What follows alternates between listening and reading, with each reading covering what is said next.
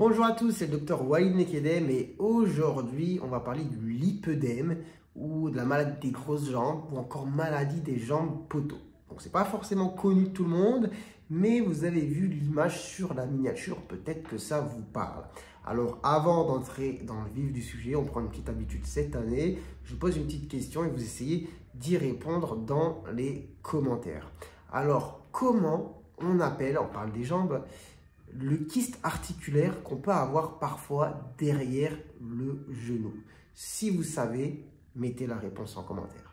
En attendant, nous, on entre dans le vif du sujet. On va parler du coup de la maladie des jambes poteaux, des jambes poteaux, pardon. C'est la sirène, je pense, qui m'a déconcentré. Le lipœdème. Alors, le lipœdème va être une accumulation anormale de tissu adipeux sous-cutané, en gros de graisse sous la peau, tout simplement, qui va être souvent confondu avec d'autres problèmes de santé, comme par exemple l'obésité, l'insuffisance veineuse ou le lymphœdème. Donc on va avoir ici une accumulation de ce tissu qui va être anormale, qui va être concentrée principalement au niveau des jambes, même si on peut l'avoir dans certaines situations au niveau des bras, et ça va toucher principalement quasiment que les femmes. Alors, en médecine, on dit jamais, toujours, jamais, jamais. Ça peut toucher dans une certaine proportion des garçons, mais ça reste quand même une maladie de femmes, majoritairement.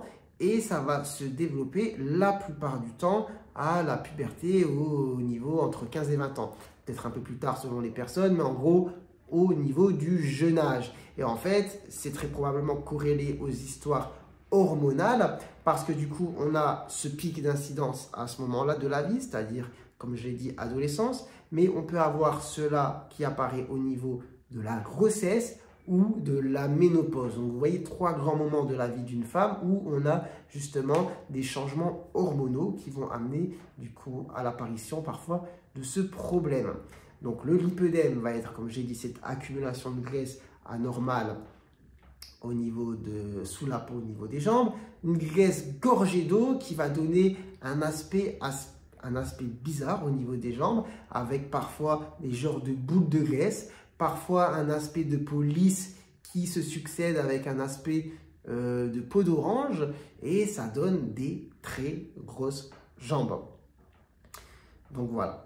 Après, que dire de plus? Même si on parle de graisse, ici, les régimes vont être très peu efficaces parce qu'on n'est pas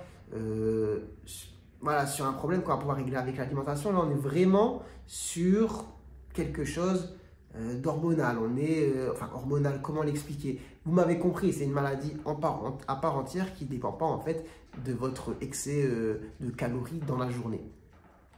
Donc, à ne pas confondre avec d'autres problèmes de santé comme insuffisance veineuse, lymphœdème.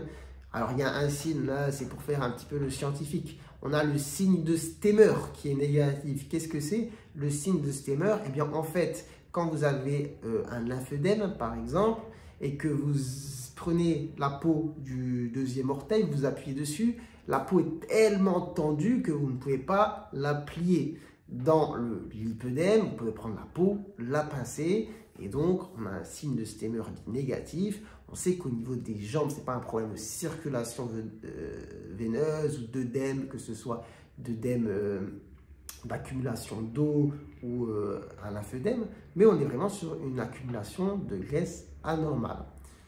Bon, du coup, en termes de symptômes, mis à part l'aspect physique, qu'est-ce que ça va donner? Eh bien, ça peut donner des douleurs, que ce soit spontané ou au toucher. Ça peut donner une hypersensibilité au niveau des jambes. Ça peut donner des problèmes justement de mobilité. On va aussi avoir une mauvaise perméabilité des vaisseaux qui peut engendrer des hématomes au niveau justement des jambes. On va avoir vraiment cet inconfort. Et puis évidemment le retentissement psychologique qui va être très important. Alors, le traitement.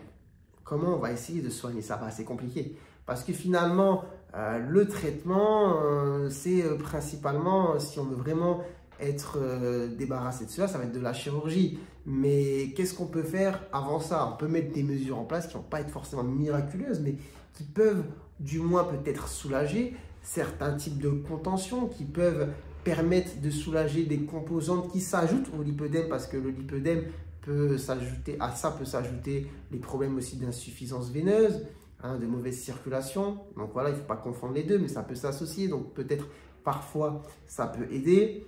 Faire de l'activité physique, avoir une alimentation saine, peut-être essayer de perdre un petit peu du poids, mais comme je l'ai dit, ce n'est pas forcément la solution parce que ce type de problème de santé ne répond pas vraiment en fait au régime. Hein. Ce n'est pas parce que vous allez perdre du poids du haut du corps que vous allez forcément perdre du poids au niveau justement des jambes. Mais si de manière globale, vous êtes en surpoids, en obésité, eh bien ça ne peut pas faire de mal pour essayer de soulager peut-être un petit peu, évidemment, de perdre un petit peu de poids.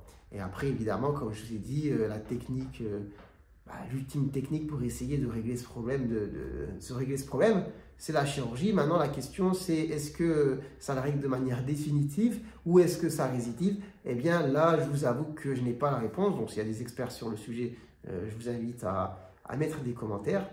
Et voilà un petit peu ce que je peux vous dire sur cette maladie qui n'est pas forcément connue de tout le monde. Et ça vaut le coup d'avoir 2-3 infos dessus. En tout cas, j'espère que vous aurez appris des choses au travers de cette vidéo. Et si ça vous a plu, n'hésitez pas à la liker. Et aussi, n'hésitez pas à répondre à la question du début de vidéo. Alors, on parlait des jambes. Donc, je me suis dit, je vais trouver une petite question sur les jambes.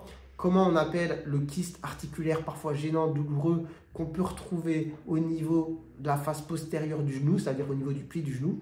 Si vous savez, mettez la réponse en commentaire. En tout cas, sur ce, moi je vous dis prenez soin de vous, prenez soin de votre santé et à très bientôt, je l'espère, pour de nouvelles vidéos. Allez, ciao, ciao.